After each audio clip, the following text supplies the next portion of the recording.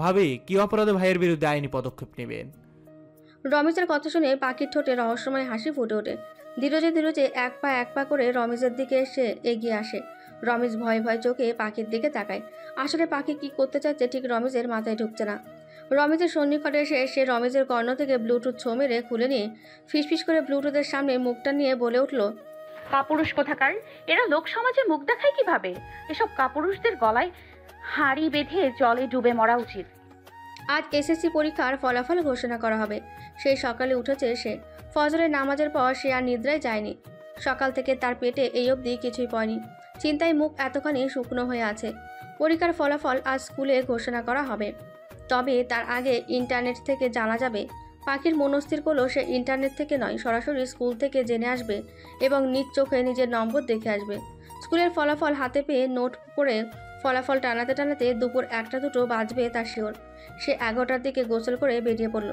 প্রায় 3 ঘন্টা অপেক্ষার পর অবশেষে সেই মুহূর্ত এলো। স্কুলের পিয়ন কাকা লাইব্রেরির সামনে বিরাট একটি রেজাল্ট শিটের পোস্টার টানিয়ে দিল।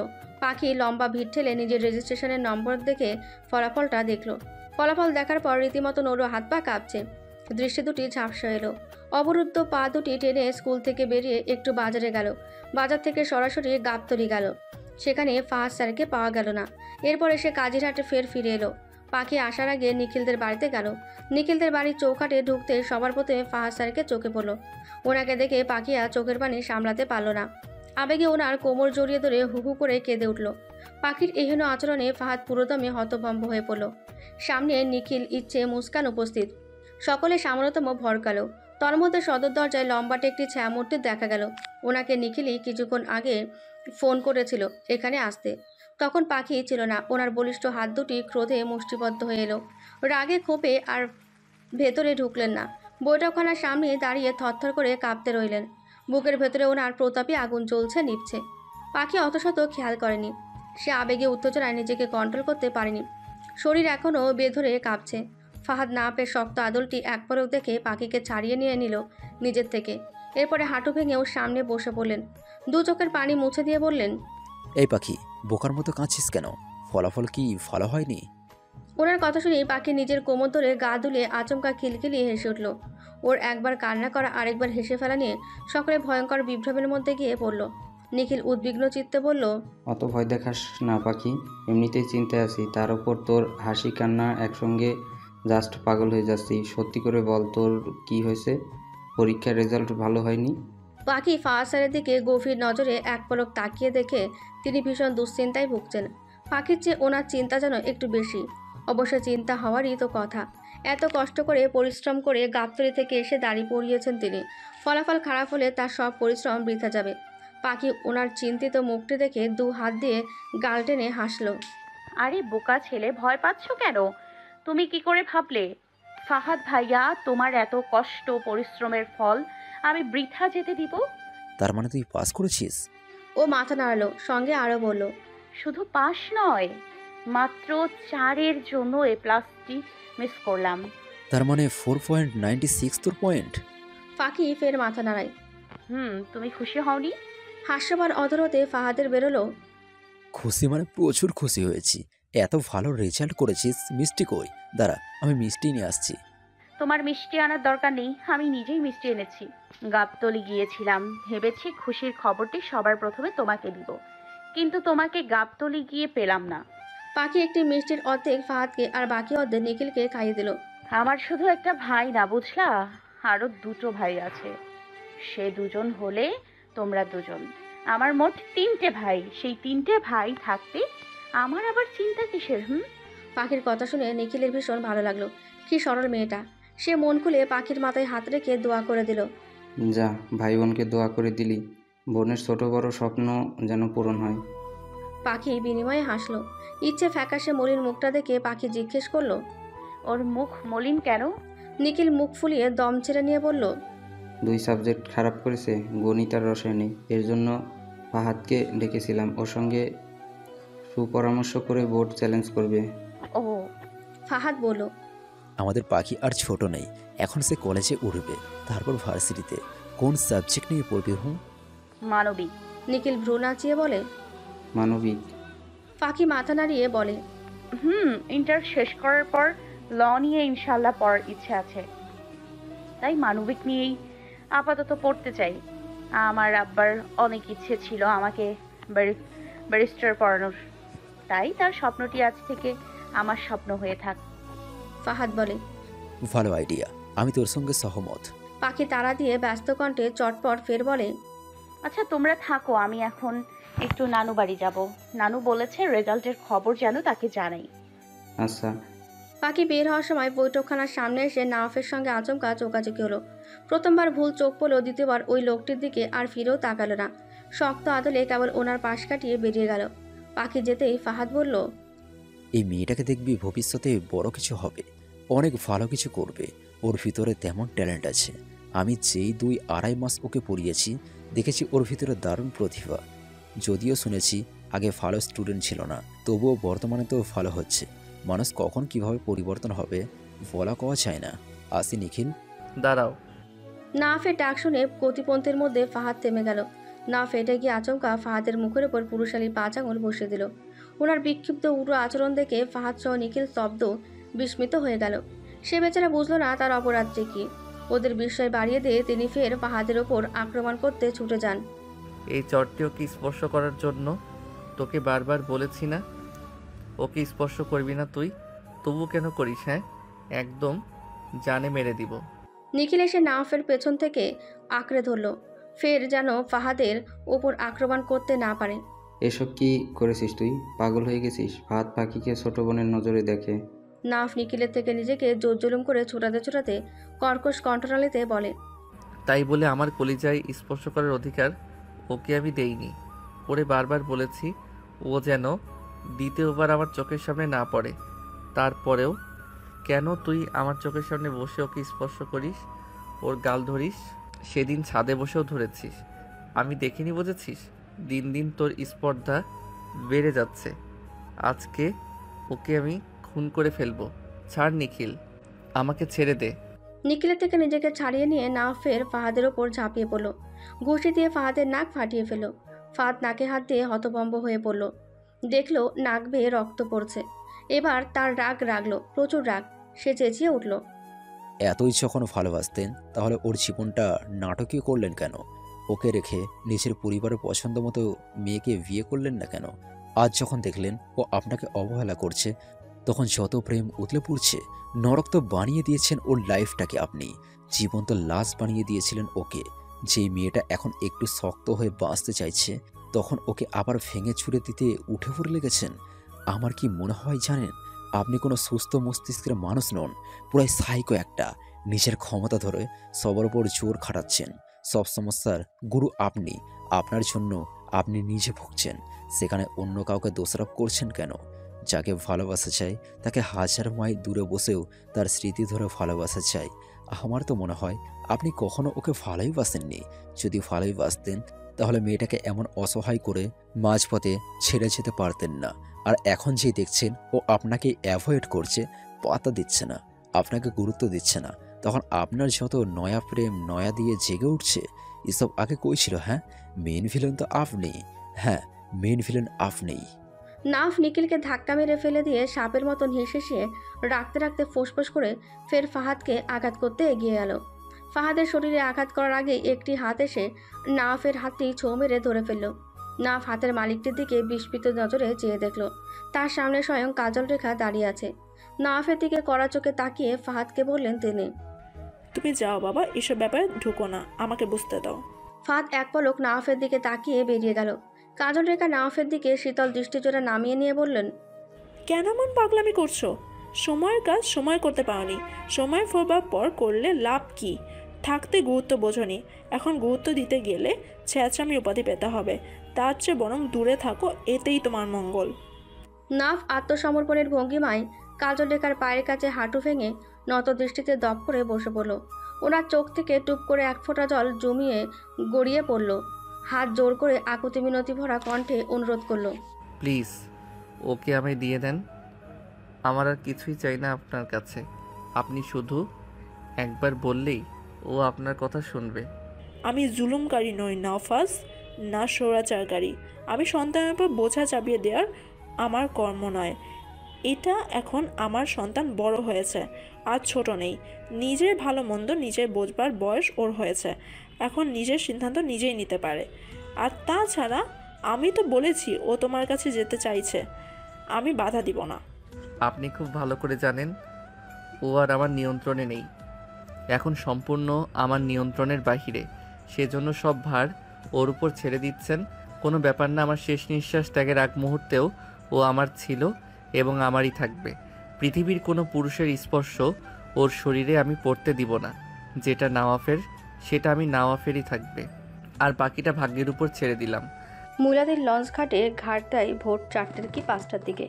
সেক্ষেত্রে লঞ্চ যাত্রীরা প্রত্যুষ 5টা থেকে বের হতে 6টা 7টা পর্যন্ত বাজিয়ে ছাড়ে। কেউ কেউ আবার কেবিন ছেড়ে 8টায় বের হয়। কিন্তু নাফরা যখন কেবিন থেকে বের হলো বেলা গড়িয়ে তখন 8:30। গত 1 মাস আগে ওনার আম্মি ফাতিহানুর চেকআপের জন্য তারা ঢাকা এসেছিল, সঙ্গে সিমরান আর নোভা ছিল। গতকাল বিকেলে তারা বরিশাল লঞ্চের উন্নত মানের কেবিন দেখে লঞ্চে উঠেছিল। আজ সকালে মুলাদ এসে নেমেছে। না পারত নিজের BMW গাড়িতে করে ওনার আম্মিকে বাইরের রোড দিয়ে নিয়ে আসতে, কিন্তু ওনার আম্মি গাড়ি পথে বেশিক্ষণ স্থায়ী থাকতে পারেন না। ফাতিহানুর খোলামেলা জায়গায় থাকতে পছন্দ করেন। লঞ্চ ঘাটে যদিও বাড়ি থেকে গাড়ি পাঠানো হয়েছিল, কিন্তু ফাতিহানুর বাদ সাধলেন। তিনি অটোতে করে বাড়ি ফিরবেন। অমন এসি গাড়িতে করে বাড়ি পৌঁছাতে তার মোটেও ইচ্ছে করছে না। প্রকৃতির বাতাস তিনি মুখ ভরে শুষে নিতে অটোতে করে যেতে চান। কি আর করার, ঘাটে তখন কোনো অটো নেই। একটি অটো পাওয়া গিয়েছে, সেটার মধ্যে যাত্রী একজন আছে, রিজার্ভ নেওয়া যাবে না। অটোওয়ালার সঙ্গে কথা হলো, তিনি জানান এই একজন যাত্রী নিয়ে কোনো রকম সমস্যা পোয়াতে হবে না। এই যাত্রী কাজিরহাটি নামবে। নাফ আর বাধা দিল না। সিমরানের নোভা পেছনের সিটে উঠে বসে পড়ল, মাঝখানে ফাতিহা নূরকে বসিয়ে দিল। তিনি একটু ক্লান্ত, দৃষ্টিচোরা নিভু নিভু, শরীর অধিকতর দুর্বল। বেশি জার্নি তিনি সহ্য করতে পারেন না। মাথাটা নোভার কাঁধে হেলিয়ে দিয়ে চোখ জোড়া বন্ধ করে নিলেন। নাফ অটোওয়ালার সামনের সিটে গিয়ে উঠে বসলো। পিছু করে গলা ছেড়ে নোভারকে সতর্ক করে বলল, আম্মিকে দুজনে দুই প্রান্ত থেকে শক্ত করে ধরে বসিস, পড়ে গেলে সমস্যা হবে। অটোতে ওনার বসার অভ্যাস নাই। এরপরে অটোওয়ালাকে বললেন, অটো ছাড়েন কাকা।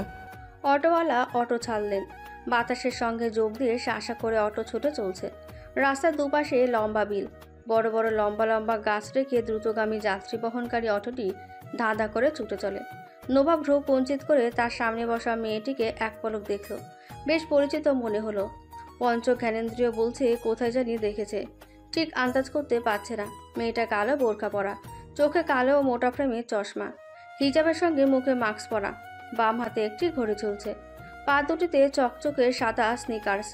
নিখুঁত সূক্ষ্ম দৃষ্টিকোণে কতক্ষণ খুঁটিয়ে খুঁটিয়ে দেখল মেয়েটাকে। মেয়েটা মাঝসারির সিটে বসা, দৃষ্টিজোড়া প্রাকৃতিক দৃশ্যের দিকে নিবদ্ধ। কেমন যেন পূর্ব পরিচিত মনে হলো তার। এত পরিচিত, কিন্তু কার সঙ্গে মিলছে ঠিক ঠাওর করতে পারছে না। 9টার দিকে অটো কাজিরহাট বাজারের সামনে এসে থামলো। সহসা অটোর মধ্যে থেকে রিনরিনে কোকিলের সুরে নেয় মেয়েলি নমনীয় একটি কণ্ঠস্বর ভেসে এলো, আঙ্কেল, অটো এখানে থামান। সেই পরিচিত কোকিলের স্বর, পরিচিত গলদেশে সুললিত কণ্ঠের বচনধ্বনি শুনে সুটাম বলিষ্ঠ লোকটার দেহপ্রাণ জুড়ে শীতল শিহরণ বয়ে যায়। অদ্ভুত অনুভূতির জোয়ারে শিরশির করে ওঠে পুরো দেহময় জুড়ে। ধুকপুক করে কম্পন জেগে ওঠে হৃৎপিণ্ডের গতিবেগ। ধূসর চোখের মণিজোড়ায় তখনও বিস্ময়, অদ্ভুত এক বিস্ফোরণ। পরক্ষণে বিস্মিত ভাব কেটে গিয়ে খুশিতে জলজল করে ওঠে।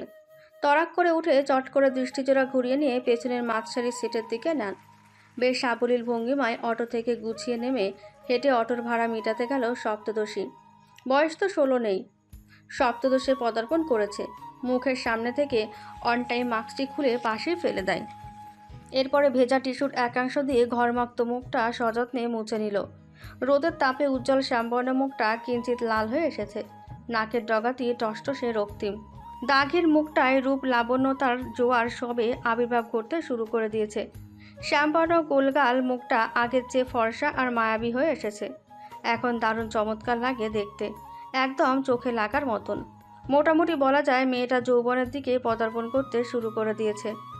গায়ের রং কিছুটা ফর্সা আর শরীর স্বাস্থ্য মোটামুটি পরিবর্তন হয়ে আসছে। মুখটা একদম ক্লিন, কোনো দাগের চিহ্ন নেই। দেখতে ভারী সুশ্রী ও নজরকাড়া। বেশ কিছুদিন যাবৎ দেখেননি। এই আন্দাজ 20-25 দিন যাবৎ হবে হয়তো। তাতে মেয়েটার এত পরিবর্তন। কিন্তু মেয়েটা গিয়েছিল কই? ঢাকা। তার মানে ওনাদের লঞ্চেই পাখি ছিল, অথচ তিনি ওকে দেখতেই পাননি। পাবেন কি করে? ওনারা তো ডাবল কেবিন নিয়েছিলেন। ও হয়তো ঢালাই ছিল, তাই দেখেননি। পাখি ব্যাগ হাতিয়ে 500 টাকার একটি কচকচে নোট বের করে অটোওয়ালাকে দিল। অটোওয়ালা বললেন, এত সকালে 500 টাকা ভাঙ্গানি থাকে? পাখি অটোওয়ালার মুখের দিকে কিয়ৎক্ষণ থম মেরে তাকিয়ে থেকে আচমকা দন্তের তলদেশে ওষ্ঠাগত পিষে নিয়ে মুচকে একটি হাসি দিল। তাতে অটোওয়ালা ভীষণ আকারে ভড়কে গেলেন, চমকে উঠলেন, ভীষণ অপ্রস্তুত ও অপ্রীতিকর পরিস্থিতিতে পড়ে গেলেন। উনি বুঝলেন না এই হাসির বিশেষজ্ঞ কারণটা কি। পাখি নিঃসংকোচে 500 টাকার নোটটি হাতে তুলে নিয়ে ব্যাগের মধ্যে পড়ে 50 টাকার একটি নোট বের করে দিল। অটোওয়ালা 40 টাকা রেখে যখন ওর দিকে 10 টাকার নোটটি ফিরিয়ে দিচ্ছিল, পাখি হাত বাড়িয়ে টাকাটি নিতে গিয়ে বলল, আঙ্কেল জানেন মিথ্যা বলা কতটা পাপ? এখন বুঝবেন না। যখন আপনার আজ সারা দিন মাটি হবে, একটা টাকা উপার্জন করতে পারবেন না, তখন ঠিকই বুঝবেন। আপনার অটোতে যখন আমি উঠেছি তখনও দেখেছি আপনি ভাঙতি টাকাগুলি গুনে গুনে সব একসঙ্গে জড়ো করছেন।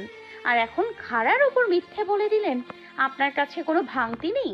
শাস্তিটা তোলা রইল। পাখি হাসতে হাসতে কাজিরহাট বাজারের ভেতরে ঢুকে গেল। অটোওয়ালা শুকনো ঢোক গিলল।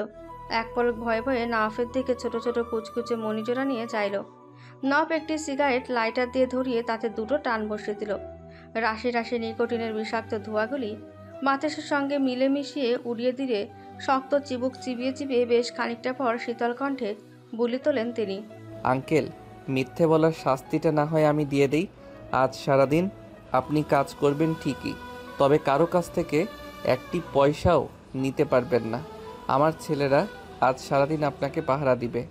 যদি শুনি কোনো যাত্রীর থেকে টাকা নিয়েছেন, খবরটি আমার কানে এসে পৌঁছেছে, তাহলে এই লাইনে অটো চালানো আপনার চিরতরে ছুটাচ্ছি। আপাতত আমি নেমে যাচ্ছি, আর ওনাদের বাড়ি পর্যন্ত পৌঁছে দিবেন। পাখিরাজ মূলত বাজারে আসার মুখ্য কারণ হলো তার কলেজের ইউনিফর্ম নেওয়া। গত 1 মাস যাবৎ সে ঢাকা ছিল। তার খালামণি ও মামার বাসায় বেরিয়েছে। আটকা রুমে থাকার ফলস্বরূপ একটু দেহের পরিবর্তন ঘটেছে। শরীরে সুস্বাস্থ্যতা ফিরেছে, আর মুখে উজ্জ্বলতা বেড়েছে। কলেজে ওর ভর্তির সব কর্ম তার বোন মুক্তি চুটিয়েছে। এছাড়া নব্য নব্য বই সে ঢাকা থেকেই কিনে এনেছে, তার মামা কিনে দিয়েছে। আপাতত এখন কলেজ ড্রেস বাড়ি নিয়ে দেখবে ঠিকঠাক আছে কিনা। এরপরে আগামীকাল এসে টাকা দিয়ে যাবে। আগে টাকা দিলে 19-20 হলে তখন ঠিক করতে চান না ওনারা। দোকানে গিয়ে দেখলো টেলার্সের জুয়েল কাকা আছেন। ওনার থেকে সে নিজের ইউনিফর্ম নিয়ে নিল। এরপরে কাজিরহাটের কালভার্টের ওপর দিয়ে বেশ সাবলীলভাবে হেঁটে যাচ্ছিল। কালভার্টের পাশে ওই লোকটাকে সিগারেট ফুঁকতে দেখা গেল। হয়েছে একটা নেশাখোর। দিন রাত 24 ঘন্টা সিগারেট ফুঁকতে দেখা যায়। ওকে দেখে দূর থেকে তাকিয়েছিল, কিন্তু সে তাকায়নি। যেমন এসেছিল ঠিক তেমনি বেরিয়ে গেল। পরদিন সকাল 9টার দিকে কলেজের উদ্দেশ্যে তৈরি হয়ে বেরিয়ে গেল। ক্লাবের সামনে দিয়েই যাচ্ছিল, তখন শুনলো বক্সে হাই ভলিউমে গান বাজে, আমার জনম গেল ভুলে ভুলে কইরা পিরিত। একটা জিনিস সে বুঝলো না, এই লোকটা সারাদিন যেমনই থাক, ওকে দেখলেই এসব স্যাড এন্ডিং গান শুনবে। এর দ্বারা উনি কি বোঝাতে চান? নিজে ছাকা খেয়েছে? ফাউল লোক কোথাকার। মাঝে মধ্যে ওর ইচ্ছে হয় ওনার সমস্ত শরীরে মরিচ ডলে দিতে, এত পরিমাণ জেদ লাগে। অদ্ভুত, আগের মতন ওনার প্রতি ওর টান আসে না, কোনো ফিলিংসও জাগে না। আসে শুধু ঘৃণা, কাঠিন্যতম ঘৃণা। সহ্য হয় না ওনাকে, অসহ্য লোক একটা। অথচ একসময় ওনার জন্য কী পরিমাণ পাগলামি করছিল, সেসব মনে হলে ইচ্ছে করে নিজের গায়ে নিজেকে জুতো ছুটতে। নাফের সামনে দিয়ে যখন হেঁটে যাচ্ছিল, তখন তিনি শীতল শিথিল নয়নমণি নিয়ে ওকে এক পলক দেখলেন। হোয়াইট ইউনিফর্মের সঙ্গে পায়ে হোয়াইট শু, গলায় কলেজ আইডি কার্ড ঝুলছে, মাথায় হিসাব পেঁচানো, চোখে চশমা, বিরক্তিকর সূচকে ক্ষণে ক্ষণে ঠেলে ওপরে তুলছে। ওনার পাশের দোকানটিতে গেল, কিছু কিনবে বোধহয়। উনি উঠলেন না, ওভাবেই চেয়ারে মস্ত বড় শরীরটা হেলিয়ে দিয়ে বসে রইলেন। আগের মতো তিনি হুটহাট রাগেন না, প্রয়োজন ছাড়া কথা কম বলেন। কেমন যেন দিন দিন উদাসীন ও রসিকতাহীন হয়ে যাচ্ছেন। ওনার ভিতরটা যেন একটি কবর। কি চলছে একমাত্র উনি জানেন, আর জানে সৃষ্টিকর্তা। মেয়েটার এমন ওনাকে নিয়ম অনুসারে এড়িয়ে চলাটা বুকের ভেতরে সূক্ষ্ম ব্যথা বাড়িয়ে তোলে। আজকাল কেমন যেন নির্ভীক হয়ে গেলেন। চোখের সামনে মেয়েটা বড় হচ্ছে, দেহ ও মুখের সৌন্দর্যটা বাড়ছে, অথচ তিনি তার স্ত্রীকে ছুঁতেই পারছেন না। এর চেয়ে বড় দুঃখজনক মর্মান্তিক ঘটনা আর কি হতে পারে? একবারও মন প্রাণ খুলে খুব নিকটে বসে তৃপ্তি নিয়ে দেখতে পাচ্ছে না। এটা কি ওনার জন্য কম শাস্তি নয়, মুমূর্ষতম শাস্তি? এই যে কলেজ ড্রেসটিতে মেয়েটাকে বেশ উঁচু লম্বা দেখাচ্ছে, আগের চেয়ে একটু স্বাস্থ্য ভালো হয়েছে, সঙ্গে মুখের গড়নও ফিরেছে। দেখে ভালো লাগলো ওনার। তিনি ওকে বিরক্ত করলেন না। কলেজে গিয়েছে 1.5 ঘন্টাও হয়নি, তার আগেই মেয়েটাকে মনমরা হয়ে ফিরতে দেখলেন। চোখ মুখ খিচে কোন এক অদৃশ্য ব্যথার তাণ্ডবে কুকড়ায় মেয়েটা। কোমর চেপে ধরে নেতিয়ে নেতিয়ে ঝুঁকে ঝুঁকে হেঁটে আসছে। পাখির পেছনের জামার অংশটুকুর দিকে তাকিয়ে দুটো ছেলে মিটমিটি করে টিটকারি মেরে হাসে। পাখি সেসব গ্রাহ্য করেনি। সে মরণ সমতুল্য যন্ত্রণা নিয়ে পিনপিনে হেঁটে যায়। মুখটায় ব্যথাতুর যন্ত্রণায় নীলচে হয়ে আসে। মেঘমন্দ্র মুখটায় ঘন বর্ষায় আচ্ছন্ন। তবে নাওয়াফকে দেখে টিটকারি মারা ছেলে দুটো ভয়ে পালালো। আচমকা নাওয়াফের নজর পড়ল গিয়ে পাখির পেছনে রক্তাক্ত জামার অংশটুকুর দিকে গিয়ে। সাদা জামার পেছনে তরল লাল পানির দাগ। ওনার বুঝতে আর কিছু বাকি রইল না, মেয়েটার সাথে কি ঘটেছে। তিনি শাসা করে ক্লাব থেকে বেরিয়ে ওনার ক্লাবের কিঞ্চিত সামনে একটি ফার্মেসি আছে, ওইখানে গেলেন। 1 প্যাকেট ন্যাপকিন কিনে কালো পলি ব্যাগে ভরে নিয়ে নিজের নিয়ে ব্লু রঙের শার্টটি গায়ে থেকে খুলতে খুলতে ওর দিকে এগিয়ে গেলেন। রাস্তাঘাটে তখন খুব কম সংখ্যক মানুষজন ছিল। আকাশের অবস্থা তেমন ভালো ছিল না, সকাল থেকেই গুমোট। ঝিরঝিরে হিমেল হাওয়ার সঙ্গে ছোট ছোট বৃষ্টির ছটা পড়ছিল, সঙ্গে বিস্তীর্ণ নভে শত শত মেঘমালাদের গর্জন। আশপাশ উনি সতর্কতার সঙ্গে নজর বুলিয়ে সহসা নিজের পুরুষালী হাত দুটি বাড়িয়ে ওর কোমরে নিজের শার্টটি গিট্টু দিয়ে দিলেন। ঘটনাটি এত দ্রুত ঘটে গেল যে পাখি এক প্রকার বিভ্রমের মধ্যে ঢুকে গিয়ে পড়ল। পুরো স্তব্ধ, মূর্ত হয়ে গেল। হুঁশ ফিরতেই ঘাড় কাত করে যেই ওনার দিকে তাকাবে, তার আগে ওর মাথাটি তিনি সামনের দিকে সোজা করে দেন। পাখি ভাবল কটা কড়া কথা শোনাবে। ঠিক তখনই তিনি ওর কর্ণদয়ে নিজের পুরুষালী মুখ বাড়িয়ে দিয়ে ফিসফিস করে বলে ওঠেন, জানি আমাকে তুই ঘৃণা করিস, সেই হিসেবে আমার শার্টটিকেও তোর ঘৃণার হাত থেকে রেহাই নেই। তাই বলে কোমর থেকে শার্টটি প্লিজ খুলিস না কলিজা। পিরিয়ডের ছোপ ছোপ রক্তের দাগগুলি স্পষ্ট দেখা যাচ্ছে, লোকে দেখলে হাসাহাসি করবে। তোর যদি একান্ত বিরক্ত লাগে তাহলে তোদের বাড়ির সামনে গিয়ে শার্টটা খুলে ফেলে দিস, তখন আমি তোকে বাধা দিব না। আপাতত আমার নয়, নিজের সম্মানের কথা ভেবে হলেও শার্টটি কয়েক মিনিট কোমরে রাখ। আর এই প্যাকেটটি নে, এটার ভিতরে ন্যাপকিন আছে, তোর কাজে আসবে। পাখির দিকে ন্যাপকিনের প্যাকেটটি এগিয়ে দিতেই মেয়েটা ওই প্যাকেটটি আক্রোশ প্রসূতিতে ওনার মুখের উপরই ছুঁড়ে মারল। তাতে সে থামেনি। তেজদৃপ্ত রাগে জেদে কোমর থেকে শার্ট খুলে দলা পাকিয়ে ওনার মুখের ওপর ফের ছুঁড়ে মারল। নাফ নীরবে চোখ দুটি বন্ধ করে নিয়ে ক্ষণকাল মৌনতা রইল। তিনি দেখতে চান, মাপতে চান মেয়েটা তাকে ঠিক কতখানি অপমান করতে পারে, কতটা আঘাত করতে পারে। যত যা কিছুই করুক, বুকে খঞ্জর ঢুকিয়ে দিক, তবুও তিনি রাখবেন না, এক ফোঁটাও রাখবেন না। সব হজম করে নেবেন। কার ওপর রাখবেন তিনি? কার ওপর? মানুষটা যে তারই বাম পাজরের হাড়ের তৈরি। ওকে আঘাত করা মানে নিজেকে নিজেই আঘাত করা। পাখি তর্জনী আঙুল তুলে ওনার মুখের উপরে রক্তাক্ত চোখে শাসালো। লিসেন মিস্টার নওয়াফ তালুকদার, একটা কথা কান খুলে শুনে রাখুন। আপনার আর আমার পথ সম্পূর্ণ আলাদা। আমার সঙ্গে নিজেকে জড়িয়ে নিজের চরিত্রে দূষিত শব্দটি ট্যাগ লাগাবেন না। জানেন না, পতিতাদের কোনো ধর্ম হয় না। ওর মুখে পতিতার পতন অপবিত্র শব্দটি শুনে উনি ক্ষণকাল মুহূর্ত নির্বিকার, নিরুত্তর রন। অবরুদ্ধ গলদেশে মুখের ভাষার খেই হারান। হঠাৎ সদ্বিদ ফিরতে রাগান্বিত স্বরকে ধমকিয়ে উঠলেন, পাখি। ওনার শক্ত চল রক্তিম দৃষ্টিজোড়া দেখে পাখি বিবৃত মস্তিষ্কে নাই সহসা উচ্চ শব্দে গা দুলিয়ে হেসে উঠল। হাসতে হাসতে এক জায়গা থেকে অপর জায়গায় হেঁটে গিয়ে পড়ল। সেই উন্মাদের ন্যায় হাসি ঝরা মুখে যে কোনো প্রাণ ছিল না, তা স্পষ্টতব্য। ছিল তুচ্ছতাচ্ছিল্যতার সঙ্গে কিছু তিক্ত ঘৃণা। সেই ঘৃণার তিক্ততা এতই তীব্র যে নর বক্ষ পিঞ্জিরার অভ্যন্তরে গিয়ে কাটার আঘাতের ন্যায় এফোর ওফোর করে দেয়। অন্তরে এক ধরনের পোকা বসে, বিষাক্ত পোকা, যার নীল বিষে ওনার বুকটাকে কামড়ে ছিন্ন ভিন্ন করে দিয়ে জ্বালা যন্ত্রণা বাড়িয়ে তুলছে। এর মধ্যেই পাখি হাসি থামিয়ে দিয়ে ফের বলে, লজ্জা পাচ্ছেন নাকি? তাহলে ঘর থেকে বের হন কেন? জানেন না আপনাদের মতন লোকেদের ঘর থেকে বের হতে নেই? মেয়েটা কোমর ধরে ফের হাসলো। আজ যেন তার হাসার দিনক্ষণ। অজরতে হাসি সচ্ছে না। নাফের চোখে মুখে তীব্র অবিশ্বাস্য। এ কাকে দেখছে সে? কে কেমন ব্যবহার তার? তিনিও চেনা মুখটা ঠিক চিনতে পারছে না। কেমন অপরিচিত মনে হলো। ওনার চোখে মুখে কেমন যেন অদ্ভুত চমকপ্রদ। দুর্বিষহ যন্ত্রণায় বুকটা ফেটে যাওয়ার জোগাড়। চিনচিন করে কাঁপে তার বক্ষপট। কিয়ৎক্ষণ বুক ধরে শ্বাস ফেলে নিয়ে পুনরায় বলে সপ্তদর্শী, জানে না পতিতাদের কোনো সম্মান হয় না, কেননা তাদের পরিচয় তারা পতিতা। এসব পিরিয়ডের দাগ দেখে ওদের সম্মান যায় না, বরং লোকে সিরিয়াস হয়। লোভ লালসার ভরাক্রান্ত লোকেরা মজা নেয়, আর যার সম্মান নেই তার আবার নতুন করে সম্মান যাবেই বাকি। পতিতাদের সম্মান থাকতে নেই, তাদের যেটা আছে সেটা হলো একটা দেহ। ওর প্রতিটি ধারালো বাক্যগুলি ওনার কলিজা পর্যন্ত গিয়ে স্পর্শ করে। বুকের ভেতরে উত্তাল সমুদ্রদের ন্যায় গর্জন তুলে উঠে ভেতর বাহির তোলপাড় করে দেয়। বুকটা খুব গোপনে যত্ন করে বড্ড পড়ে। মুখ দিয়ে দেখলেন শব্দ বের করতে গিয়ে পারেন না। ফোঁস করে কতক্ষণ ঘন ঘন উষ্ণ নিঃশ্বাস ছেড়ে অবরুদ্ধ গলদে স্বাভাবিক করে নেন। এরপরে শুকনো অতরখানি জিভ দিয়ে ভিজিয়ে নিয়ে নির্মূল বানিয়ে সুথান তিনি। পাখি, আমার পবিত্র ভালোবাসাকে তুই কামনা বলতে পারিস না। আমি তোর দিকে কখনো কামনার চোখে তাকিয়েছি? বুকে হাত দিয়ে বলতে পারবি তুই?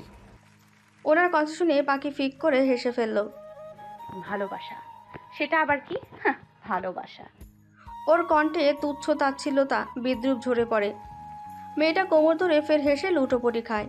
হাসতে হাসতে ওর চোখের কোণে চিকচিক করে নোনা জল জমল। বুকটায় হাহাকার শূন্যতায় ফেটে যাচ্ছে। কেউ যদি ওকে আজকাল ভালোবাসার কথা বলে, ওর মনে হয় ওকে তাচ্ছিল্য করছে, ব্যঙ্গ করছে, মজা নিচ্ছে। সে ভালোবাসায় বিশ্বাসী নয়, মোটেও বিশ্বাসী নয়। গরিবদের ভালোবাসা পাপ, কঠিনতম পাপ, যেই পাপ ধ্বংস বয়ে আনে, বিধ্বস্ত করে দেয়।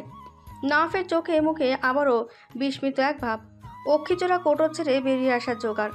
ওনাকে আজ অবাক করার পায়তারার কাজে নেমেছে যেন মেয়েটা। ক্ষণে ক্ষণে হাসে।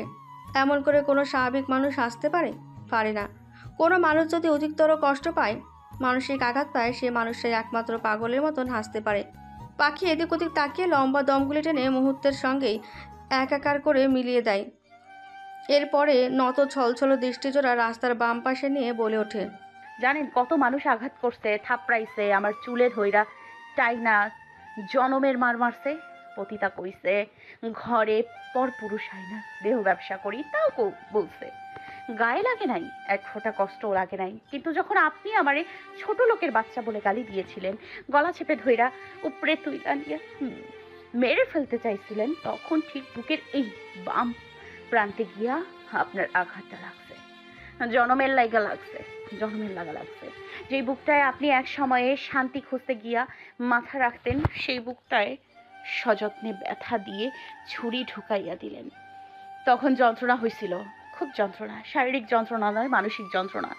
অমনভাবে মারার চেয়ে কাপড়ের কাপড় দিয়ে গলায় ফাঁস দিয়ে একেবারে মাইরা দিতেন, কোনো ঝামেলা থাকতো না, আর আপনার পথের কাঁটাও চিরতরে বিদায় নিত। উনি ওকে ভরাট কণ্ঠটালিতে হঠাৎ ছোটোখাটো ধমকিয়ে উঠলেন, আমার বোকা পাখিটা বন্ধ কর। অমন করে আর বলিস না রে, সহ্য করতে পারি না। আমি তো পাপিষ্ট, নিজেকে আজকাল ঘৃণিত পরগাছা মনে হয়। আর তোরে মারবো কেমনে? নিজের কলিজায় কেউ ছুরি বসাতে পারে? আমাকে এখনো বোকা ভাবেন আপনি? আমি বোকা নই, সরল আর বোকার মধ্যে অনেক পার্থক্য। আপনাকে অন্ধের মতন বিশ্বাস করাটা বোকামিটা নয়, আমার সরলতা। সেই সরলতাকে কাজে লাগিয়ে আমার সঙ্গে বিশ্বাসঘাতকতা করতে আপনার কলিজাটা পর্যন্ত কাঁপলো না। জান রে, কেমন করে কিভাবে বোঝাইলে বল তুই বুঝবি? আমি বিশ্বাসঘাতক নই, ঠকবাজ নই, প্রতারক নই। চুরি করে চোর কি কখনো স্বীকারোক্তি দেয় যে আমি চোর? আপনাকে গোটা আসমান সমান ভালোবাসাটা ভুল নয়, আমার দুর্বিষহ কলঙ্ক ছিল, আর সেই কলঙ্ক গোটা পৃথিবী জুড়ে 16 কলা পূর্ণ করতে আমার সারা অঙ্গে মাইখা দিলেন। ওর কথার ভারে তোপে ওনার সমস্ত শরীর অবসন্ন হয়ে নেতিয়ে আসে। হাঁটু আপনা আপনি ভেঙে যায়। ওর সামনে আত্মসমর্পণের ভঙ্গিমায় দুর্বল শরীরে সহসা হাঁটি ভেঙে মস্ত বড় দেহটা বসে পড়ে। ওর দিকে এক ঝলক চোখ তুলে তাকান। মেয়েটার গাল দুটি নোনা জলে ভিজে স্যাঁতসেঁতে দশা। হাতটা স্পর্শ করতে গেলেই মেয়েটা দ্রুতগামী মরুতের ন্যায় সরে যায়। উনি জলে চিকচিক করা চোখ দুটি নিয়ে কিঞ্চিত হাসেন।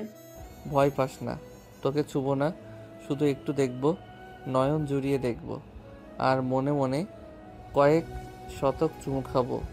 পাখির কানে ওনার কথা ঢুকলো না, বরং ওর চোখ দিয়ে টপ টপ করে বাঁধ ভাঙা গাঙের স্রোত বহে। ক্ষণে ক্ষণে মেয়েটা নাক টানে, নাফের মাথাটা নত। বিভৎস রক্তিম চোখ দুটি জমিনে নিবদ্ধ, সম্পূর্ণ নিরুত্তেজ যান্ত্রিক রোবট যেন সে। মাথা তোলার মতো বিন্দুমাত্র শক্তি যেন অবশিষ্ট নেই। চোখ দুটি বর্ষার বাঁধ ভাঙার গাং। দুজন মানুষ আজ রাস্তার একই প্রান্তে দাঁড়িয়ে, অথচ দুজনের মনের ভাব ভিন্ন ভিন্ন। কারো চোখ দুটি হাজার হাজার বছরের তৃষ্ণার্তর কাঙাল, কারো চোখে ঘৃণার রাগ স্পষ্ট। পাখি চোখের পানি হাতের উল্টো পিঠ দিয়ে মুছে নিয়ে ফের বলে, ভালোবাসা বলতে আমি শুধু এটাই বুঝি, একটা মেয়েকে এক আকাশ সমতুল্য ঘর বাঁধার স্বপ্ন দেখিয়ে তাকে রাস্তার পতিতা বানিয়ে ছেড়ে দেয়া। আমার কাছে ভালোবাসার সংজ্ঞা বলতে এটাই। পাখি ধীরুজে দমটা টেনে শ্বাস নেয়। এরপরে সহসা পুনরাবৃত্তি অধর হতে বের হয়, আপনি আমার জন্য সৌভাগ্যবান নন, নন আশীর্বাদও, বরং অভিশাপ। কলুষিত তিমিরের ঘেরা কর্তব্য কঠিন অভিশাপ, যার দহনে আজও পুড়ছি, জ্বলছি এবং মরছিও। উনি উঠে একটু দাঁড়িয়েছিলেন, তখনই আবার মেয়েটার একের পর এক ছুরির ন্যায় কথাগুলি এক একটা কোণে ওনার ভেতরে তীরের মতন গিয়ে বেঁধে ক্ষতবিক্ষত করে দিল। অমন নিষ্ঠুর নির্দয় বাক্যগুলি ওনাকে শান্তিতে থাকতে দেয় না, ভেতরে ভেতরে দ্বিগুণ জ্বালাপোড়া বাড়ায়। অভ্যন্তরে ও বাহ্যিকে গিয়ে অস্থিরতা বাড়িয়ে তোলে, যা কিঞ্চিৎকর প্রস্ফুটন ও অপ্রকাশিতব্য। ক্ষণকাল মুহূর্তের মধ্যে বলিষ্ঠ লোকটা ভেতর থেকে পুরোপুরি ভেঙে পড়লেন। ঈষৎক্ষণ কথা বলতে পারল না, জবান বন্ধ হয়ে এলো, মুখ নাড়ার শব্দ বিন্দুও বের হয় না। আশ্চর্য, হুট করে ওনার অধর দুটি তত্তরে কাঁপছে, আবার নড়ছেও। বুকের বাম পাশে চিনচিন করে ব্যথা করছে। শক্ত পুরুষটি দুপা কাঁপতে কাঁপতে পিছিয়ে যান। সমস্ত শরীর ওনার অসার শক্তিহীন হয়ে ভেঙে চুরে আসে। দু চোখ দুটি অশ্রুর জোয়ারে টইটুম্বুর। বুকটায় একরাশ শূন্যতা হাহাকারে গ্রাস করে নিয়েছে। এমন অদ্ভুত অনুভূতি হচ্ছে কেন তার? সমস্ত পৃথিবী যেন ঢুলছে, আর তিনি ভ্রূপৃষ্ঠের তলদেশে ঘোর তিমিটের মধ্যে ডুবে যাচ্ছেন, হারিয়ে যাচ্ছেন এক অন্য জগতে, যেখানে শুধু অন্ধকার আর অন্ধকার, কোনো শব্দ নেই, নেই কোনো আলোকের দেখাও। কেবল যতদূর দৃষ্টি চায় ধোয়া ধোয়া অন্ধকার চোখে পড়ে। পাখি আর দাঁড়ায়নি, সে তখনই কথাগুলি বলে মেয়েটার রক্তাক্ত কাপড়েই বাড়ির উদ্দেশ্যে পা বাড়িয়েছে। নভ কেবল রোবটের মতন ওর প্রস্থান ত্যাগ করার দৃশ্যটুকু দেখেছিল। এরপরে হাঁটু ভেঙে মাঝ রাস্তার মধ্যে মাথা চেপে বসে পড়ল। চুল টেনে দুর্বল গলদেশে তিনি চিৎকার করে উঠলেন। আহ, বেশ খানিকটা নীরবতার পর বিড়বিড় করে বলেন তিনি, তুই বেশ্যা নস, নস পতিতাও। তুই আমার যত্নে গড়ে ওঠা পবিত্র একটি জীবন্ত ফুল, আমার পুষ্প বাগিচার সবচেয়ে ফোটা দামি ফুল, যার গায়ে আমি কোনো কলঙ্ক লাগতে দেইনি, যার জীবনে প্রথম পুরুষ আমি, তাকে ছোঁয়া ও নোংরা করার অধিকার এই ধরার বুকে কাউকে রাখতে দেইনি। কোন মায়ের বুক ধনা ছেড়ে যে তোকে স্পর্শ করবে, নোংরা করতে চাইবে, তাকে সামনে আসতে বল। ওর বুকে খঞ্জর ঢুকিয়ে বুক চিরে দিয়ে এরপর আমি নওয়াব হাত ঢুকিয়ে ওর রক্তাক্ত কলিজাটা টেনে ছিঁড়ে আনবো। তুই শুধুই আমার, শুধুই আমার, তোকে ছোঁয়ার অধিকারও আমার। তুই নিজেকে তুচ্ছ ভাবতে পারিস না, তুই তুচ্ছ নস, তোর মূল্য অনেক রে পাখি, অনেক, হীরা মানিকের চেয়ে বেশি। তুই আমার প্রতিটি নিঃশ্বাসের গতিবেগ, আমার অনুপ্রেরণা, আমার বাঁচার সাধনা। সেই তুই যদি আমার থেকে মুখ ঘুরিয়ে নিস, আমি শ্বাসরুদ্ধ হয়ে মারা যাব। জানরে যাস না, প্লিজ যাস না, মাঝ রাস্তায় আমাকে এতিমের মতন ফেলে রেখে যাস না, আমি দম বন্ধ হয়ে মরে যাব। আমি যে তোর প্রণয়ের ভিখারি, তোর প্রেমের কাঙাল, আমাকে একা করে দিয়ে নিঃস্ব নিঃসঙ্গ বানিয়ে দিয়ে যাস না। আজ ওনার করুণ বিধ্বস্ত মুমূর্ষ আহাজারি আর্তচিৎকার শোনার মতন কেউ নেই পাশে, কেউ নেই। একটা রাস্তা আর কুকুরও নেই। আগে থেকে আকাশ মেঘলা ছিল, ঝিরঝিরে বৃষ্টির ফোঁটা পড়ছিল, সেটা এখন বৃহৎকারে ফোঁটার পরিণতে হয়ে দাঁড়িয়েছে। আকাশ কাঁপিয়ে বজ্রপাত পড়ে, সঙ্গে ঝড়ে মুষলধারা ঝুম বৃষ্টি। রাস্তায় কোনো মানবের দেখা নেই, পুরো রাস্তা ফাঁকা। একমাত্র তিনি কাকভেজা হয়ে আছেন বৃষ্টি বাড়িতে। বৃষ্টির পবিত্র পানির সঙ্গে ওনার চোখের গঙ্গা মিলেমিশে একাকার।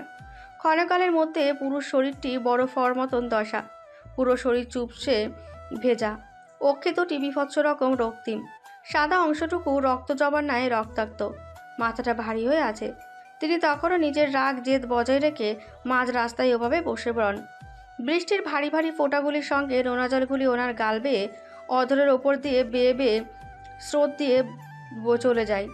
এরপরে টুপ করে জমিনে গড়িয়ে পড়ে, যার জন্য এত আহাজারি পাগলামি আর্তচিৎকার করে মরছেন, মাতলামি করছেন। সেই নিষ্ঠুর হৃদয়হরণী মনোহরণকারী কামিনী একবারও পিছু ঘুরে ওনার দিকে ফিরেও চাইল না, দেখল না ওনার মুমূর্ষ বিধ্বস্ত পরিণতি। পুরো 2 ঘন্টা তিনি ওভাবে বৃষ্টিতে হাঁটু ভেঙে বসে ভিজেছেন। শরীর অকস্মাৎ ওনার নেতিয়ে আসে। নিঃশ্বাসের গতি ধীরে ধীরে চলে। শক্ত আঁকিজোড়া ঝাপসা ঝাপসা হয়ে এসে এক সময়ে বন্ধ হয়ে যায়। চলন্ত রাস্তায় উনি দপ করে পড়ে যান। দূরে একটি ছায়া দেখা যায় ছাতা নিয়ে দৌড়ে এগিয়ে আসতে। চিৎকার করে গলা ছেড়ে ডেকে ওঠে, ভাই, আমাদের ভাই। রমেশ দৌড়াতে দৌড়াতে নাওয়াফের দিকে এগিয়ে আসে। উনার নিকটে এসে মস্ত বড় শরীরে হাত রাখে। পুরো শরীর বরফ হওয়ার মতন দশা। সে একা এত বড় শরীর ধরে ওঠাতে পারছে না, হিমশিম খাচ্ছে। ফোন করে অয়ন আর সাফিনকে ডেকেছে। ওরা গাড়ি নিয়ে আসছে। ওনার মুখের ওপর রমেশ ছাতা ধরে রেখেছে। মাথাটা তার কোলের ভেতরে নিয়ে গিয়ে ডাকে, ভাই, ও ভাই, কথা কন। ভাই, আপনি আমাদের এমন ভয় দেখাবেন না। আমাদের সবার শক্তির প্রেরণা উৎস একমাত্র আপনি। আপনি যদি এমন নেতিয়ে থাকেন, দেখতে ভালো লাগে বলেন? আপনার কিছু হলে আমাদের কি হবে? আপনি একটা মায়ের জন্য এমন নিজের ক্ষতি করতে পারেন না ভাই। আপনাকে উঠতে হবে। রমেশ কতক্ষণ হু হু করে কাঁদল। ওনার মাথাটা নিজের বুকের সঙ্গে জড়িয়ে ধরে মিশিয়ে নিয়ে ফের গুনগুনিয়ে কাঁদে। আচমকা তিনি খুক খুক করে বুক ধরে কেসে ওঠেন। চোখ তুলে একবার ওর মুখটা দেখেন। এরপরে রমেশের দিকে রক্ত যাবার মতন চোখ দুটি নিয়ে দুর্বল শরীরে জিজ্ঞেস করেন, কাঁদছিস কেন? আপনাকে এমন দেখতে ভালো লাগছে না ভাই। আপনি যদি এমন ভেঙে পড়েন তাহলে আমাদের কি অবস্থা হবে একবার ভাবুন তো। আমি এত তাড়াতাড়ি মরবো না, বুঝলি? ভাই, আপনার কিছু হবে না। দরকার পড়লে নিজের জীবন দিয়ে দিব, তবুও আপনি এই পৃথিবীতে থাকেন। উনি রমেশের দিকে তাকিয়ে হাসেন। তোর ভাবি একটু অভিমানিনী বেশি, বুঝলি? উপর দিয়ে কঠিন হলেও তবে মনটা কিন্তু বেশ ভালো। আমাকে ওর একটু বুঝলে কি হয় বলতো? দেখ, আমার ঠোঁটজোড়া তোর ভাবিকে চুমু খেতে না পেরে দিন দিন কেমন শুকিয়ে যাচ্ছে, রুস্কো শুষ্ক হচ্ছে, অকালে দুর্ভিক্ষে ভুগছে। ওকে আদর করতে না পেরে আমি কেমন যেন রোগা হয়ে যাচ্ছি। এটা কি ঠিক বলো তো?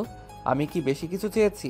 শুধু একটু চুমু খেতে চেয়েছি, একটু আদর আর গভীরভাবে ছুতে চেয়েছি। তাতে ওর মা আর ও ডাইনির মতন খেপেছে। আসলে এরা হাতে পায়ে বড় হলেও এখনও ছোট বাচ্চার মতো আচরণ করছে। এরা আর কোনোদিন বড় হবে না, বুঝলি? বউটা না হয় আমি মানুষ করে নিব ঠিকই, কিন্তু শালার শাশুড়িটাকে মানুষ করবে কে শুনি? ওনার কথা শুনে রমেশ পুরোই ভ্যাবাচাকা খেয়ে গেল। ঈষৎ হতভম্ব হয়ে রইল। উদ্বিগ্ন চিত্তে ভাবুকে বসে পড়ল। তার ভাইয়ের মাথাটা পুরোপুরিভাবে অকেজো হয়ে গেছে নাকি? সে ভীষণ টেনশনে পড়ে গেল। তার ভাইয়ের হঠাৎ কি হয়েছে? মাথার তার তো সব ঠিক আছে তো? না পুরোটাই ছিঁড়ে গেছে নাকি? সে একরাশ দুশ্চিন্তা নিয়ে ওনার কপালে হাত দিল। শরীর উষ্ণতায় বৈনাশ্বর। ফের বলেন তিনি, তোর ভাবি ভয়ঙ্কর একজন মহিলা। দিন দিন যেমন বেয়াদব হচ্ছে তেমনি রাগান্বিত হচ্ছে। স্বামীর কোনো কথা না শুনে না, আমলে নেয় না। একটু কথা বলতে গেলে ছ্যাদ করে ওঠে। ওই দিন বললাম ওর আম্মাকে ওকে একটু ডেকে দেন, একটা চুমু খাই, সেটা দিল না কেন? আমি কি তার মেয়েকে ধরে খেয়ে ফেলবো নাকি? আশ্চর্য! আর যদি ধরে নিয়ে খেয়ে ফেললাম, কিন্তু তাতে কি? বউটা তো আমারই নাকি বল? আমার বউকে আমি যা খুশি তাই করব। দরকার পড়লে শুধু ঠোঁটে কেন, পুরো শরীরে চুমু দিতে দিতে ভরিয়ে ফেলবো, তাতে ওনার কি? রমেশ দ্বিতীয়বারের মতন ভ্যাবাচাকা খেল। সেই বেচারার মাথায় হাত। হতবিহলতায় বিমূর্ত হয়ে রইল। এতক্ষণ সে কার জন্য কাঁদল, কার জন্য আহাজারি করলো, যার জন্য ক্রন্দন করলো, সেই তিনি অসুস্থ অবস্থায়ও ভাবছেন বউকে কি করে চুমু খাওয়া যায়। সে নিজে নিজেই সহসা হেসে ফেলল। জানে তো তার ভাই একটা বউ পাগলা। এই একটা নারীর জন্য তার দুনিয়ায় যত পাগলামি তা তো স্বচক্ষেই দেখা। এ আর নতুন কি? তাই আর ভরকালো না, বরঞ্চ একগাল হেসে পড়ল। ভাই, ভাবি তো ছোট, বোঝে না অনেক কিছু। যদিও রাগ একটু বেশি, তবে মন কিন্তু চকচকে ফর্সা। আপনি না হয় রাস্তা দিয়ে তিনি যখন যাবেন তখন ছো মেরে ধরে এনে গোটা দশেক চুমু খেয়ে নেবেন। এখন উঠুন, আপনার চিকিৎসা প্রয়োজন। আমার মনে হয় কি জানিস রমিজ, আমার ভয়ঙ্কর একটি রোগ হয়েছে, আর এই রোগের কারণও তোর ভাবি। এই যে বুকের বাম পাশে টিপ টিপ করে শব্দ হচ্ছে, এটা কিন্তু মোটেও ভালো লক্ষণ নয়, বুঝলি? এর ওষুধ একমাত্র তোর ভাবির কাছে। তোর ভাবির শরীরের স্পর্শ লাগলে আমি ঠিক হয়ে যাব, কিন্তু ও যা ধানি লঙ্কা হয়েছে, ছুতে গেলেই কই বাছের মতন লাফিয়ে লাফিয়ে ওঠে। এই মেয়ের কোনোদিন কাণ্ডজ্ঞান হবে না। বরকে এভাবে ভয় পাওয়া উচিত বল? উচিত নয়। উল্টো ওর উচিত বরকে প্রতিদিন সকাল বিকাল অন্তত 10টি করে চুমু খাওয়া। তবেই তো শরীর স্বাস্থ্য ভালো থাকবে। এখন ধরো তো, তোল আমায়। রমেশ ওনাকে টেনে তুলল। দুজনে হাঁটতে লাগলো। উনি ফের বলেন, তোর ভাবিরও আমার মতন কঠিন একটা রোগ হয়েছে, ভয়ঙ্কর একটা রোগ। ভালো একটা ডাক্তার দেখাতে হবে, বুঝলি? মনে হয় মস্তিষ্কের নাট বল্টু লুজ হয়ে গেছে। আমাকে দেখলেই উল্টাপাল্টা কথা বলা শুরু করে দেয়। এদের এমনিতেও বুদ্ধি নেই, সব মাথার বুদ্ধি গিয়ে হাঁটুতে জমা হয়েছে। রমেশ কতক্ষণ ওনার বকবক শুনল, এরপরে ট্রি হোমে ওনাকে নিয়ে পৌঁছে গেল। রাতে ওনার ভীষণ জ্বর এসেছিল। রমেশ সাপিন সারা রাত বসে ওনার সেবা যত্ন করেছে। ভোরের দিকে ওনার জ্বর ছেড়ে দিয়েছে, এখন কিছুটা সুস্থ আছে। সময়গুলি গতানুগতিকভাবে যাচ্ছে। নিয়মিত সকাল 8টায় বের হওয়া, 8টা থেকে 9টা পর্যন্ত প্রাইভেট পড়া, 9টায় আবার কলেজে যাওয়ার পর 10টায় ক্লাস শুরু, সেই ক্লাস দুপুর 2টো পর্যন্ত। এরপরে বাড়ি আসতে 2:30 থেকে 3টে বাজে। দুপুরের গোসল, খাওয়া, ঘুম, সন্ধ্যায় আবার পড়তে বসা, এরপরে ঘুম। এইভাবে মেয়েটার দিনগুলি যাচ্ছে। বয়স 16 থেকে সপ্তদশে পড়েছে সেই কবেই, আগের থেকে বুঝদার হয়েছে। এখন কথা বললে বুঝে শুনে বলে, নিজের ভালো মন্দ বোঝার মতন জ্ঞান বুদ্ধি হয়েছে। এরপরে পুরো 3-4 মাস নওয়াফের দেখা ছিল না, পুরো লাপাত্তা ছিল। এক্ষেত্রে পাখির ভালো হয়েছে, পড়তে গিয়ে রাস্তা দিয়ে হাঁটা চলার কোনো অসুবিধা হয়নি, কেউ ডিস্টার্ব করেনি। এই কটা দিন ভালোই ছিল, সময়গুলি সুন্দর মতন পার হচ্ছিল। তবে ওনার সাক্ষাৎকার না মেলায় কিছুটা আন্দাজ করে নিল নতুন বউ নিয়ে বোধহয় হানিমুনে গিয়েছে। আর না যাওয়াটা অস্বাভাবিক নয়, বিয়ে যেহেতু হয়েছে সেহেতু অস্বীকার তো করা যাবে না। সে মনে মনে একটা সিদ্ধান্ত নিল, তার 18+ বয়স হলে কাবিনের কাগজ তুলে সে ওনাকে ডিভোর্স দিয়ে দেবে। এরপরে রিল্যাক্সে জীবনযাপন করবে, নিজে দৃঢ় লক্ষ্যের দিকে এগিয়ে যাবে। আগামীকাল 16ই ডিসেম্বর। এই ডিসেম্বর মাসটার কথা মনে পড়লেই মনে পড়ে যায় ওর সেই নির্মম নৃশংস দিনগুলির কথা। কত কি ঘটনা, দুর্যোগ ওর ওপর দিয়ে গিয়েছিল এই মাসটিতেই। সে কিছুই ভোলেনি, জীবন ওকে অনেক কিছু শিখিয়ে পড়িয়েছে। সেসব কি করে ভুলে যাবে। 16ই ডিসেম্বর হিসেবে কলেজের সাংস্কৃতিক অনুষ্ঠানের আয়োজন করা হয়েছে। মোট 10টি কলেজের স্টুডেন্ট নিয়ে একটি প্রতিযোগিতার আয়োজন করা হয়েছে। এখানে যেই কলেজের স্টুডেন্টরা ভালো পারফরমেন্স করবে তাদের জন্য থাকবে বিশেষ সুযোগ সুবিধা, সেই সঙ্গে আকর্ষণীয় পুরস্কারও। পাখি আর তার সঙ্গে বিরাট একটি দল আছে, যারা মিলে একটি নৃত্য পরিবেশন করবে। এই জন্য গত 10-12 দিন যাবৎ তারা রিহার্সাল শুরু করে দিয়েছিল। অবশেষে গতকালের মধ্যে তাদের রিহার্সাল কমপ্লিট হয়েছে। পরদিন খুব ভোরে তার কলেজের মাঠে উপস্থিত থাকার কথা বলা হলেও সে বেচারি বেলা 10টার দিকে বেরিয়েছে। কলেজে যেতে যেতে 11টা বেজেছে। সেখানে গিয়ে দেখলো লোকারণ্যে গিজগিজ করছে। মস্ত বড় মাঠের মধ্যে অনুষ্ঠান চলছে, লোকজনের জন্য পা ফেলার ফুরসত নেই। এত লোক সে আগে কখনো দেখেনি, বেশিরভাগই অচেনা। এদের মধ্যে নিজেদের পারফরমেন্স দিয়ে বিচারকের মন জয় করতে পারবে তো? ও ওয়েটিং রুমে যেতেই ওর সঙ্গীরা তাকে চেপে ধরল। এতক্ষণ কোথায় ছিলি? জানিস কত টেনশন হচ্ছিল? এখানে যারা যারা পারফরমেন্স করেছে সকলেই বেশ ট্যালেন্টেড। আমরা কি ওদের পিছু ফেলে রেখে উত্তীর্ণ হতে পারবো? ওর ক্লাসমেট লাবিবার কথা শুনে পাখি লম্বা আলস্যমি দিয়ে বলল, ভাই, নিজেদের ওপর যদি নিজেরাই কনফিডেন্স হারিয়ে ফেলি তাহলে বিচার করা কি করবে? আমাদের বুকে সাহস রাখতে হবে। সকলে মেকআপ করতে তৈরি হও। মোট 30 জন, আর বাকি 30 জন ছেলেদের বলেছিস তো? ওরা অরিজিনাল নৌকার মতন নৌকা বানাতে পারবে তো? পারবে মানে? আমি কিছুক্ষণ আগে ওদের রিহার্সাল দেখে এসেছি, একদম বাস্তব নৌকার মতো। ঠিক আছে? পাখি বলে, ঠিক আছে, তোরা মেকআপ রুমে গিয়ে সকলে তৈরি হ। ততক্ষণে আমি মাঠটি একবার চক্কর মেরে আসি। তাড়াতাড়ি আসবি। এখন দেশাত্মবোধক সঙ্গীত চলছে, এরপর নৃত্য, সবার শেষে আমাদের পারফরমেন্স হবে। অযথাই চিন্তা করছিস। তোরা শুধু মেকআপ আর্টিস্টকে সকলকে একই রকম সাজতে বলবি, ঠিক আছে? ধুতি স্টাইলে শাড়ি পরবি, মাথায় মিডল সাইড করে দুটো বেনি ফিতা দিয়ে বাঁধতে বলবি, ঘুঙুর আর মোটা করে হাত পায়ে আলতা পরতে দিস। সেসব তোকে বলতে হবে না, আমরা করে দেব। আচ্ছা। পাখি মাঠে গিয়ে ওদের কলেজের মেয়েদের পাশে বসলো। সবার পেছনে বসেছে সে। সামনে প্রধান অতিথিদের আসন। প্রধান অতিথি হিসেবে আজ এসেছেন এমপি হাসান তালুকদার, শিক্ষামন্ত্রী জাকিয়া সুলতানা, আর স্বর্ণন্ধ মন্ত্রীর একমাত্র গুণধর পুত্র নাফ তালুকদার। নোভা ম্যাডাম, সিমরান, নিখিল, আবুল স্যারকে দ্বিতীয় সারিতে দেখা গেল, আর তৃতীয় সারিতে আছেন শিক্ষক বিন্দু। এরপরে ছাত্রছাত্রীরা। আপাতত দেশাত্মবোধক গান চলছে, প্রায়শ তা শেষের দিকে। তখন বেলা 12টার মতন।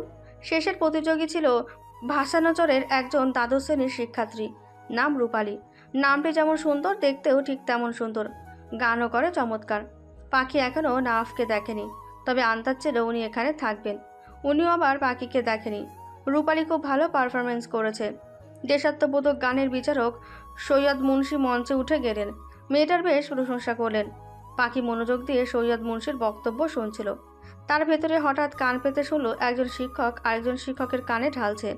শুনছেন সাব্বির স্যার, কাজিরহাট থানার একদা ডিগ্রি কলেজের স্টুডেন্টরা কখনো ভালো পারফরমেন্স করতে পারে না। যতবার এরকম অনুষ্ঠান হয়েছে ততবার দেখেছি কাজিরহাট কলেজে হেঁটে যেতে। ভাগ্যক্রমে 2016 সালে একটি মেয়ে উন্নীত হয়েছিল। এরপরে আর কোনো ছাত্রছাত্রীকে ভালো পারফরমেন্স করতে দেখিনি। কথাটি বলে তিনি দাঁত বের করে হাসলেন। কথাটিতে যে বিদ্রুপ ছিল তা স্পষ্ট, যদিও তা পাখির গায়ে লেগেছিল। মস্তিষ্কে রক্ত উঠেছিল। আর এসব হওয়াটা স্বাভাবিক। আসলে এই টিচার দুজন সামনের সারিতে বসেননি। তারা স্টুডেন্টরা যাতে গ্যাঞ্জাম করতে না পারে এই জন্য শান্তি বজায় রাখতে তাদের পেছনে বসা। আর ওখান থেকে ওনাদের কথোপকথনের কিছু অংশ সে শুনেছিল। তাতে ওর রাগে জেদে শরীরে আগুন লেগে গিয়েছিল। কোনো শিক্ষার্থী সহ্য করতে পারবে না তার কলেজ কিংবা জেলাকে নিয়ে নিন্দা করলে। সেক্ষেত্রে পাখিরও সহ্য হয়নি। এর মধ্যে শুনতে পেল সৈয়দ মুন্সি বলছেন, আজকে সকল প্রতিযোগীকে পিছনে ফেলে রেখে ভাষান্তরের এই দ্বাদশ শ্রেণীর শিক্ষার্থী রূপালী ভালো পারফরমেন্স করেছে। এখানে বিভিন্ন কলেজের শিক্ষার্থী উপস্থিত আছে। তোমাদের আমি একটি সুযোগ দিচ্ছি। তোমাদের ভিতরে এমন কেউ কি আছে যে ভাষান্তর কলেজকে চ্যালেঞ্জ করবে? তবে বলে রাখি, হেরে গেলে 1000 টাকা জরিমানা দিতে হবে। কেননা তোমরা যার সঙ্গে লড়তে যাচ্ছ সে সব প্রতিযোগীকে পিছনে ফেলে রেখে বেস্ট পারফরমেন্স করেছে। তার সঙ্গে লড়তে যাচ্ছ। এমন কোনো শিক্ষার্থী থাকলে হাত তুলতে পারো। পেছন থেকে একটি হাত তুলতে দেখা গেল। সৈয়দ মুন্সি বললেন, উঠে দাঁড়াও। হাতের মালিকটি ধীরে ধীরে উঠে দাঁড়ালো। সকলে মেয়েটার দিকে বিস্ফোরিত নয়নে তাকালো। কেউ কেউ টিটকারি মারতে শুরু করে দিয়েছে। এ নাকি লড়বে রূপালীর সাথে?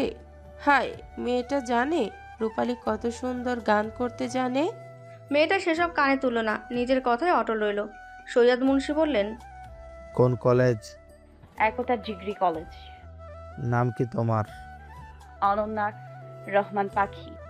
এই একটি নামই ছিল সমগ্র কাজিরহাট কলেজের স্টুডেন্টকে বিস্ময় করে দেওয়ার মতন।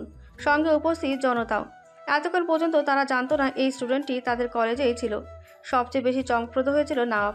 সে সহসা শস্যব্যস্ত পিছু করে সপ্তদর্শীর দিকে তাকায়। সৈয়দ মুন্সি বলেন, মঞ্চে চলে আসো তুমি। বিচারক ও ছাত্রছাত্রীর মধ্যখান দিয়ে সরু চিকন পথটি দিয়ে পাখি হেঁটে যাচ্ছিল। মেয়েটার চোখ মুখ ও বাহ্যিক আচরণ ভীষণ শক্ত।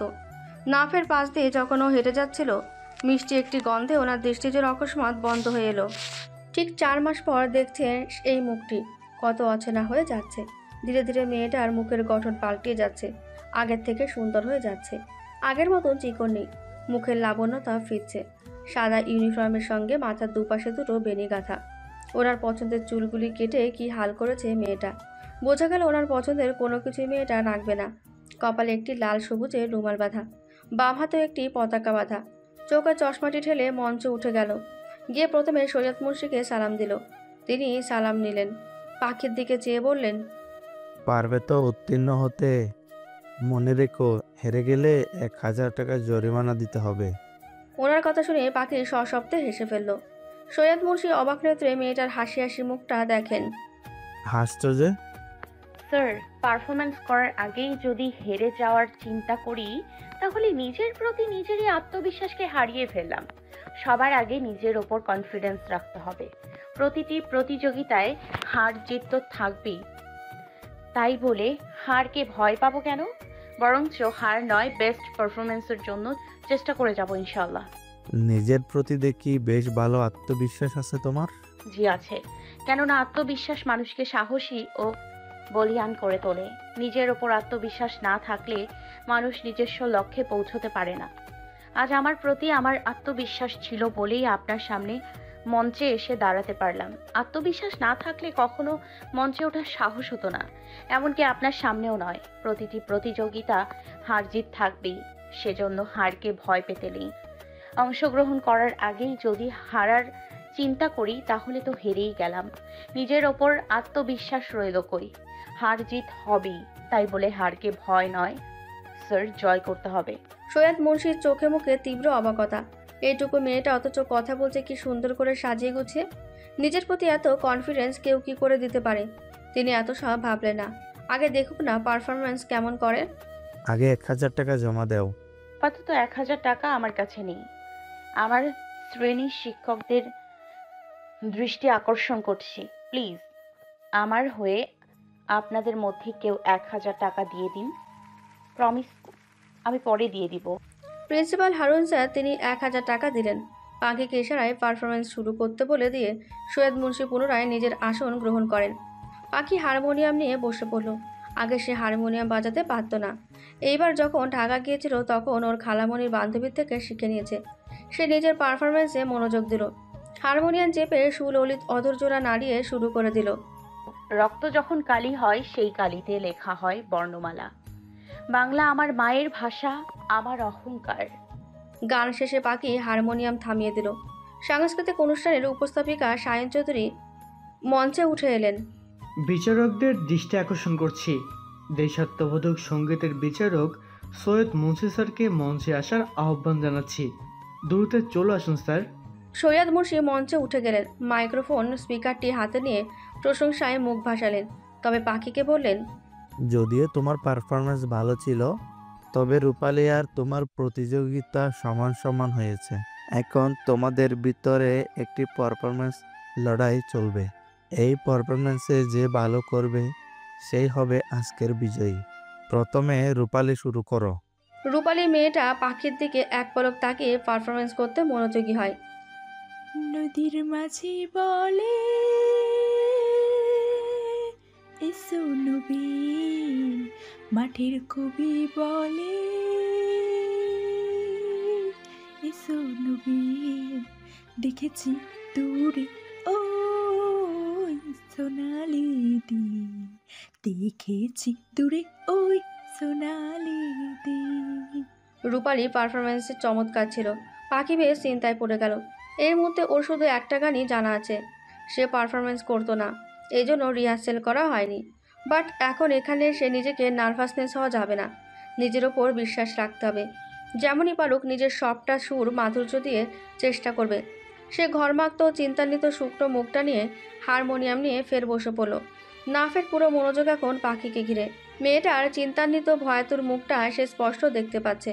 ভেতরে ভেতরে তার কলিজাটা কতটা নার্ভাস সে জানে। তিনি মনে মনে দোয়া করলেন, হে বিধাতা, আমার জানটাকে জিতিয়ে দাও, বিনিময়ে আমি তোমার কাছে চির কৃতজ্ঞ থাকব। এর মধ্যে ফের হারমোনিয়াম বেজে ওঠে। পাখি লম্বা দম টেনে চোখ দুটি বন্ধ করে পারফরমেন্সের প্রতি গভীর মনোযোগ দেন। তীর হারা এই ঢেউয়ের সাগর পাড়ি দিব রে। গানের সুর ধীরে ধীরে থেমে যাওয়ার সঙ্গে সঙ্গে হাজার হাজার হাতের তা করতালিতে মুখরিত হলো পুরো মঞ্চ জুড়ে। কাজিরার স্কুলের ছাত্রছাত্রীরা বেঞ্চ কাঁপিয়ে শীষ দিচ্ছে, হাতে তালি দিচ্ছে। এতে বোঝা গেল কতখানি জায়গা করে নিয়েছে মেয়েটির গান সকলের মন জুড়ে। উপস্থাপিকা সায়ন চৌধুরী ফের ডাকলেন দেশাত্মবোধক সঙ্গীতের বিচারক সৈয়দ মুন্সিকে। তার সঙ্গে মঞ্চে উঠেছিলেন আরও একজন, তার ছাত্র সালমান চৌধুরী। পাখি সালমান চৌধুরীকে দেখে ভীষণ অবাক হলো। ইনি তো তিনি যার সঙ্গে সে কন্ট্যাক্ট করেছিলেন। মঞ্চে উঠে পাখির দিকে তাকিয়ে তিনি মুচকি হাসেন। পাখি বিনিময়ে সৌজন্যতামূলক জোরপূর্বক হাসল। তিনি সরাসরি পাখির দিকে চলে আসেন। মাউস স্পিকার হাতে নিয়ে পাখির মাথায় স্নেহের পরশ বুলিয়ে দেন। আসসালামু আলাইকুম দর্শকবৃন্দ, আমাকে আপনারা না চিনলেও আমার গুরু কিংবা শিক্ষক বলেন যাকে, সৈয়দ মুন্সি স্যারকে সকলেই চিনেন। আমি তারই একজন শিষ্য। আজ দেশাত্মবোধ বিচারক হিসেবে প্রথম আমাকে নির্বাচন করা হয়েছিল। আমি বলেছি আমার গুরুকে দেন। অতঃপর আমার শিক্ষক দেশাত্মবোধক সঙ্গীতের বিচারক ছিলেন। প্রথম যখন এই মেয়েটা মঞ্চে উঠেছে আমি অবাক হয়েছিলাম, তবে বিশ্বাস ছিল সবার চেয়ে ভালো পারফরমেন্স করবে। এর কারণ ছিল গত বছরে অনেক আগে তালুকদার কোচিং সেন্টারে একটা অনুষ্ঠানে আমাকে সঙ্গীতিক বিচারক হিসেবে নির্বাচন করা হয়। ওই সময় মেয়েটা 60টি কোচিং সেন্টারে পিছু ফেলে রেখে প্রথম স্থান অধিকার করেছিলেন। আমার গুরু সৈয়দ মুন্সি যখন বলেছিলেন হেরে গেলে 1000 টাকা জরিমানা দিতে হবে, তখন অনন্যা রহমান পাখি বলেছিল, স্যার অংশগ্রহণ করার আগে যদি হেরে যাওয়ার চিন্তা করি তাহলে নিজের উপর নিজের আত্মবিশ্বাস রইল কি?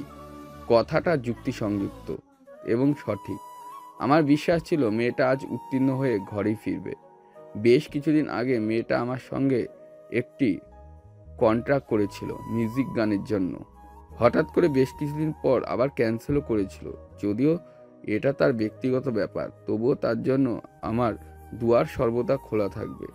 আগেও বলেছি, এখনও বলছি, তুমি সত্যি অসাধারণ পারফরমেন্স করো, একজন প্রফেশনাল সঙ্গীত শিল্পীদের মতন।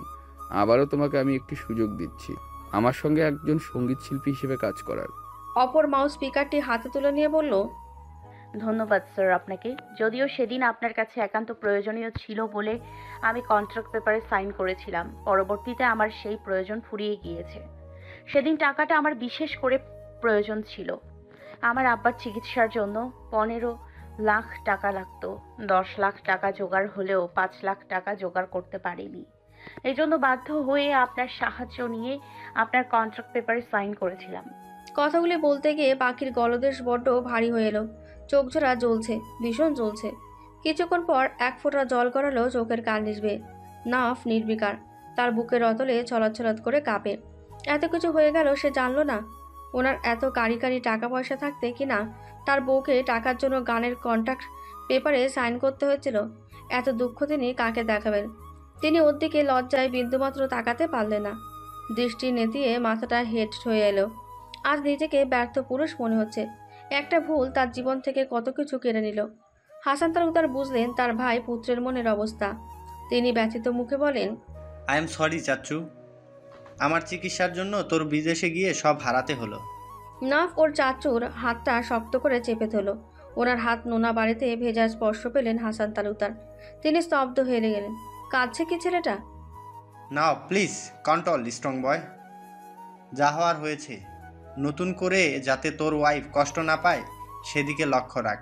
আমি পাখির সঙ্গে কথা বলবো, সব বুঝিয়ে বলবো ওকে, ও ঠিকই বুঝবে। ও বুঝবে না চাচ্ছ, বুঝবে না।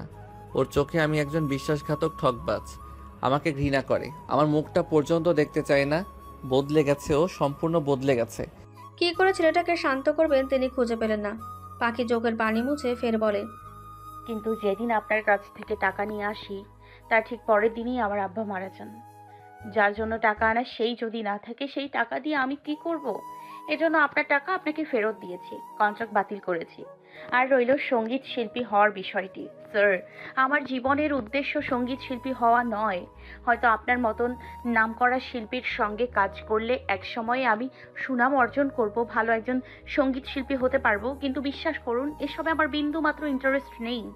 এর প্রধান কারণ, গান করে টাকা উপার্জন করা হারাম। কথাটা তিতা হলেও সত্য। আমি নিজের পরিশ্রম, বুদ্ধি, মেধা, ধৈর্য খাটিয়ে কাজে লাগিয়ে টাকা উপার্জন করতে চাই, যাতে প্রতিটি টাকায় আমার ঘামের রক্ত পানি মিশে থাকে, লেগে থাকে। টাকার মূল্যায়ন উপলব্ধি করতে পারি।